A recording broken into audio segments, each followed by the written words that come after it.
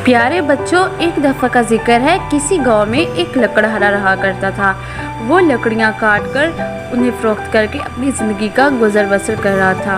और एक दिन वो लकड़हारा जंगल में एक दरिया के किनारे बड़े से दरख्त पर चढ़कर लकड़ियां काट रहा था। लकड़ियां काटते काटते वो लकड़हारा थक गया और कुल्हाड़ा उसके हाथ से छूटकर दरिया में गिर गया।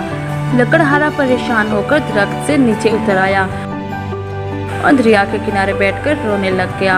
और उसे इस बात का गम था कि अब वो लकड़ियाँ कैसे काट के बाजार ले जाएगा और फरोख्त करेगा और उसके घर का खर्चा कैसे चलेगा।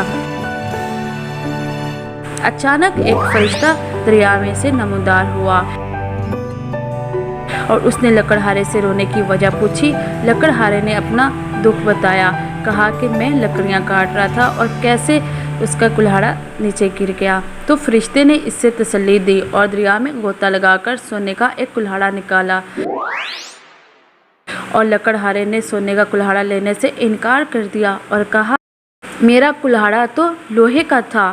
फरिश्ते ने दोबारा गोता लगाया और इस बार चांदी का कुल्हाड़ा निकाल कर लाया, लेकिन लकड़हारे ने ये कुल्हाड़ा भी लेने से इनकार कर दिया और अपने लोहे के कुल्हाड़े के लिए उसने कहा कि मेरा कुल्हाड़ा तो लोहे का है, ना सोने का है ना चांदी का है।